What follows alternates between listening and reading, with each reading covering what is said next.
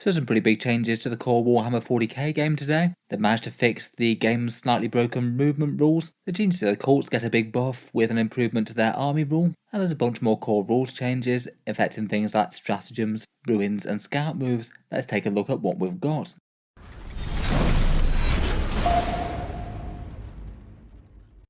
Hello and welcome back to Auspex Tactics, where today we're talking Core 40k updates, and in this video I thought we'd go through all the changes and see what Games Workshop has handed out in their latest patch to Warhammer 40k.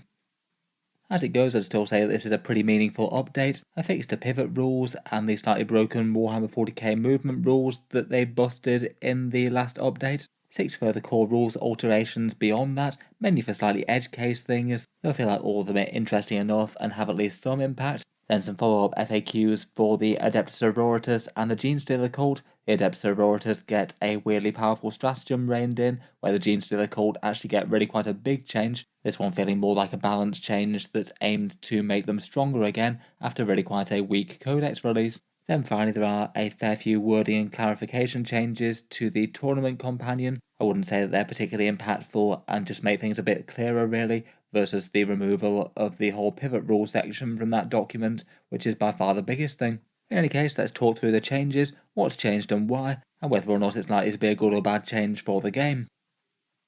First up, I'd say the single most important thing to come out of this update for most armies are the changes to 40k's core movement rules, mainly those pivot rules that they came up with in the last balance update. The idea of this being that rather than just sort of sweep your models around and measure the distance as per the part of the miniature that moved furthest, you now have a more defined system of straight line movement and then rotating around a central point of the model known as a pivot. I think I really like the spirit of what the rule was trying to go for, making movement a bit more defined and a little bit less easy for error. But as I talked about in a couple of previous videos, the way that they implemented it caused a bunch of issues that really didn't need to happen, at least midway through an edition where most people weren't really complaining about the movement rules in any way.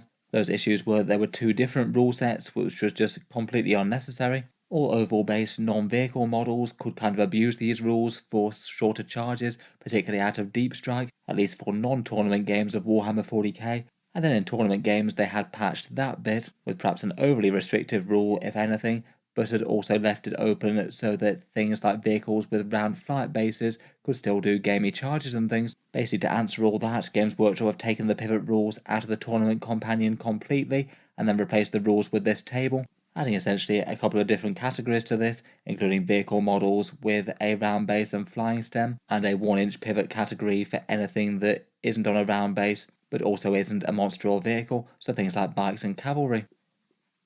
To go through the fixes individually though, I do think that having no dual rule set is a very good idea. I just thought it was a colossally weird idea to have a different rule set for pivot movement in the tournament document versus the, in theory, standard game of 40k, creating a whole load of debate as to which one was the more legitimate of the two. The way that the game's movement works just really isn't something that players want to be having a debate about at the start of the game, along with everything else that goes into a game of 40k. Mercifully, that has now been rectified. As mentioned, there's no pivot section in the Pariah Nexus Tournament Companion, and it's only in the core rules, updates, and designers commentary type document. Then for the infantry and bikers with oval bases but aren't monsters and vehicles, these all now have a pivot value of 1. I think that's honestly an improvement on both versions of the rules really. Having no pivot value meant that you could abuse them and get things like 8-inch charges out of Deep Strike or reserves if you wanted to, which just seemed a bit gamey and non-intended. But in the tournament companion, giving them a 2-inch pivot value basically meant that they just kind of overpaid for that, as they could nowhere near gain 2 inches of movement by rotating about their axis. Overall, giving a pivot value of 1 seems perfectly appropriate for these guys. They might lose just a tiny bit of movement when they do it, but I feel like that's far less punitive than 2-inch movement, and in general that feels pretty acceptable. Finally, for the vehicles with round bases and flight stands, in the previous version, they were essentially able to pivot for free, which just didn't really make sense given that you measured to their hull otherwise, and that meant they could often essentially gain around about 2 inches worth of movement, so giving them a 2-inch pivot value seems pretty appropriate. Between the lot of that, I feel like the broad issues with the pivot things do seem to be basically fixed now, so quite a good update from Games Workshop. I'm fairly glad they didn't keep us waiting all the way till the next data slate whenever that was. I think it was something that they should address sooner rather than later. Otherwise, for core rules changes, there was a change to the wording of Big Guns Never Tire, and this one seems to address the Neurotyrants and Zoanthropes interaction. This one's a kind of Tyrannid specific sort of case, as they're one of the only examples where you can have a monster unit join a non-monster unit. Neurotyrants were allowed to lead Zoanthropes last time round, which does kind of make sense as they're basically a great big Zoanthrope in appearance, and that allows the Zoanthropes to use their buffs like +1 to hit and +1 to wound against battle shocked things. By the way that the Big Guns Never Tire rules work though, weirdly enough it meant that rules as written the Neurotyrants actually conferred Big Guns Never Tire to the whole unit. The unit did become a monster keyword unit, even if the individual Zoanthropes don't have the monster keyword. So essentially meant that they could fire in melee, and on top of that, if they did shoot in melee, they wouldn't even trigger the -1 to hit that you usually get for Big Guns Never Tire, as weirdly enough that was keyworded by monster model and not monster unit. I'm still a bit unsure as to whether or not this interaction is really intentional by Games Workshop. Just seems kind of odd that you'd have basically infantry units suddenly get treated as monsters for shooting just because they happen to have one monster next to them in the squad. After this update, it does seem that that's what they're going for. They've decided not to take away Big Guns Never Tire from them, and have basically just patched the second bit. They've now said that basically the Zoanthropes do get the -1 to hit, as that entire penalty applies to the monster unit and not to the individual models. Broadly though, for Tyrannid's players, it's good news. Zoanthropes don't lose access to Big Guns Never Tire with a Neurotyrant if you want one. It doesn't seem to be particularly oppressive or anything. Some people are using the combo, though loads of people are choosing not to. And now there has been one FAQ specifically addressing that, you can more clearly say that Games Workshop is intending to leave that combo and rule in the game. Otherwise, beyond that, there were a bunch of other interesting enough core rules tweaks. Some of them really quite niche, but some of them applicable to lots of units in the game. Apparently now torrent weapons and indirect fire are mutually exclusive, so no more using things like Purgation Squad incinerators or Thousand Suns psychic torrents to hit things that you can't see. I don't know if that's come about as a follow-up to the whole nerf that indirect fire got, where you can only hit on a 4+ now. I guess those options could be potentially powerful in the right situation, though it didn't really feel like the sort of thing that was utterly busted or anything. I guess you could probably get some nastiness from Infernal Masters using Firing Deck on a Rhino, maybe. It is pretty powerful to be able to land a bunch of damage on things that you can't see, though they did have a shorter range than most. Otherwise, there was a clarification to stratagems targeting multiple units, and whether or not you can get them cheaper with things like captains or Necron overlords and things. This one affects any stratagems where the target of the stratagem is both one squad and then also another one of your squads or an enemy unit. My reading of that was that you would have been able to get them cheaper before, though it was something that definitely caused a bit of debate when I'd seen it raised. Nice to have a straightforward answer to that though, to make sure that there's no confusion. Basically, if you do have a stratagem that targets multiple units, say like Adeptus Custodes and Sisters of Silence in Talons of the Emperor, then having a shield captain in the Custodes part of it can get you that stratagem at a discount. There's also a change to scouts as well. This one really quite a niche one, but basically saying that if you've got a scout move that is longer than your model's normal move, they can indeed move all the way up to that scout move characteristic. That seemed like the intuitive way to me, though I'm not sure if it checked out rules as written. It applies to models like Zogrod Walksnagger, who can have his unit of super runts scouting a long way into the midfield, far further than their movement characteristic is. Otherwise, there's a small but interesting bit to Ruin's invisibility. This one's a rule section that's basically referencing the bit as to determining whether or not you're partially or wholly within a ruin for the purposes of seeing into that ruin or seeing out of it. Basically, if you're within the footprint of a ruin, you do have to be wholly within it to be able to see out, meaning there's monsters and vehicles that might not be able to get their entire footprint within part of a ruin. They'll struggle to see out the other side of it. For this one, it did just have a clarification in overhanging bits, where they basically say that these bits are ignored for the purposes of this rule. So maybe if you had a great big monstrous creature that had some wings that just out far more than its base, provided you've got the entire base within the confines of the ruin, you'll be able to see out of that ruin and shoot things. It also means that one of those bits that overhangs the base can't be treated as the model being within the ruin for the purposes of being able to see and shoot them. In general, I'd say that's a small quality of life boost for things that do overhang their bases quite a bit, just means that they interact with ruins and things quite a lot better now. There was a change that impacted Tiger Sharks in particular, the great big Tau aircraft that has to start out in strategic reserves, then turns up on the side of the board but has a base so big that you can't fit it wholly within the strategic reserve limits. Games Workshop have written incredibly punitive rules for such models, basically saying that if they come in from strategic reserve, they can basically do nothing on the turn that they come in, due to having to focus everything on moving onto the board.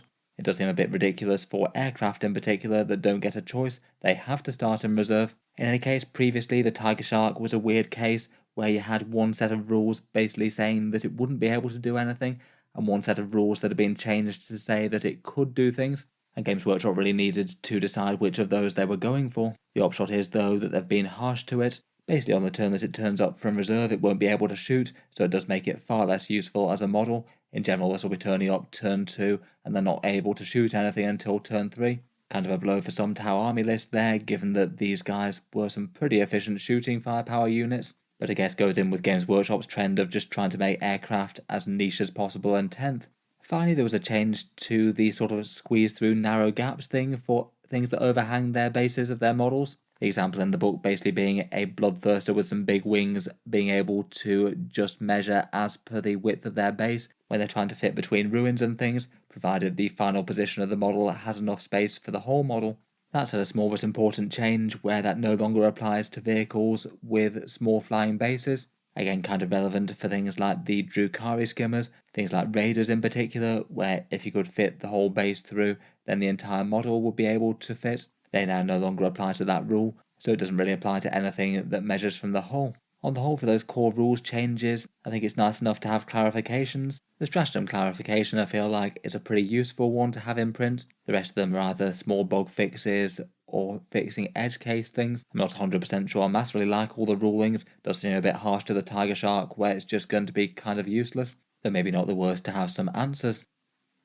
Finally, we've got the faction-specific stuff for the Sisters of Battle and the Genestealer Cults. The Sisters have a nerf to the Devout Fanaticism stratagem in Penitent Host. That's the one with all the Repentia and the Arco-Flagellants and the Engines of Redemption and things. They just had a strangely good stratagem that allows you to do a surge move in reaction to getting shot, moving d6 inches and potentially jumping into melee with the enemy, which can be really disruptive when you're trying to gun them down on a midfield objective. The thing about their stratagem, though, was that it wasn't really in reaction to being shot, it was actually in reaction to the enemy selecting them as a target, and that had the rather disturbing effect of them basically being able to surge move and hide in melee before you even get to do the shooting attack against them. And that did seem like a very weird version of the stratagem in the first place, given that basically no other rule in the game works that way. Seems that Games Workshop have decided that that was in error, and now it works like the rest, and it basically triggers after the unit's been shot, so it might have lost some casualties now.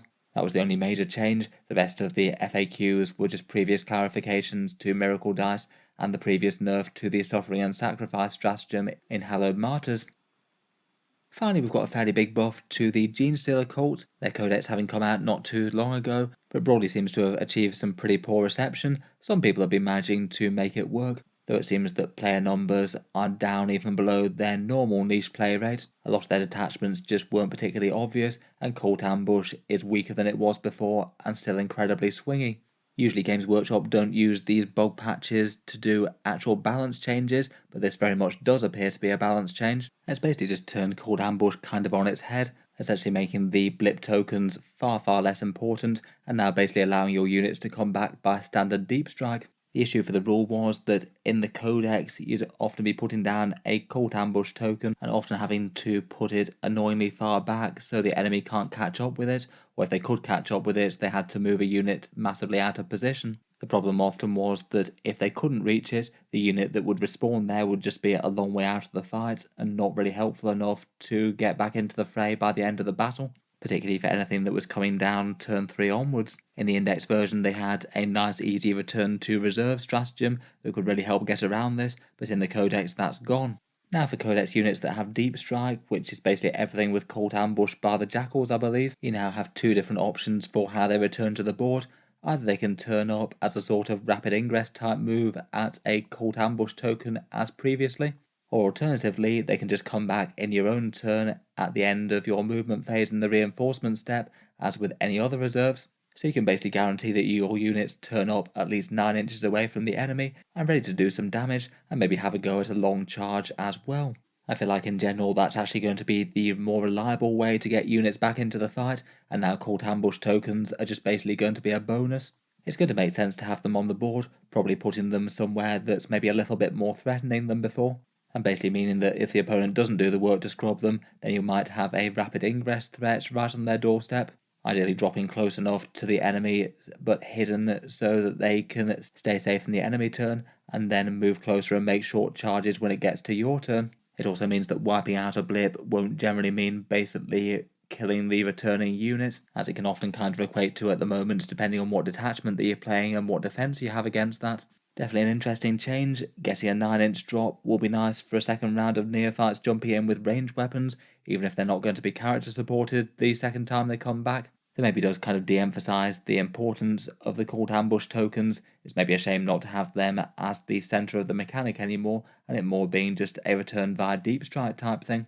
On top of that, they also fixed an issue for metamorphs as well, where rules as written, if they were led by characters without auto pistols, they lost the automatic 6-inch bit of their surge move, and that was kind of a shame. Overall though, I definitely feel like that gives Genestealer Cults a bit more pressure in their army. They can get their slain units right back into the enemy's face if they do decide to turn up again. It just means that the opponent will actually have to deal with them rather than just ignore them or scrub the blip. And overall I feel like that will add some significant strength to the faction. Hopefully it means that they'll be a bit more interesting. It's still going to be a very swingy mechanic though. Things only turn up again on a 4+ on the first couple of battle rounds, and then it's a 5+ after that. There's going to be some games where you just don't roll the 4+s that you need early on for some pivotal stuff to return, even if there's some games when it just everything keeps respawning. Overall, I think it's nice enough though. Genestealer Cults definitely needed some sort of help, and I did feel that their cult ambush was perhaps a bit disappointingly weak.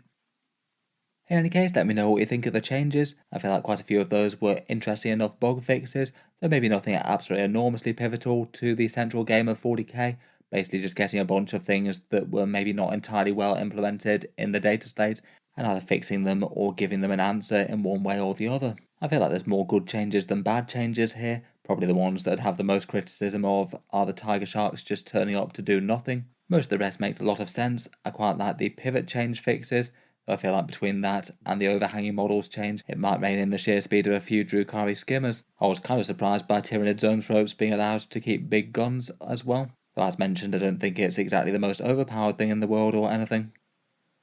In any case, feel free to subscribe to Auspex Tactics if you'd like to see more like this. I'll certainly keep the regular 40k videos coming. I do tend to post new ones just about every day.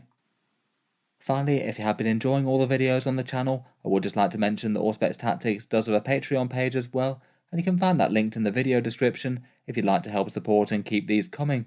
Channel patrons do get a fair few advantages, seeing certain videos early, regular votes to see what sort of things happen next on the channel, and automatic entry into the regular prize giveaways with a chance to win some big model kits each month. If any of that sounds good to you or you'd just like to help support, the link is down in the video description. In any case, a massive thank you for listening, and I'll hope to see you guys next time.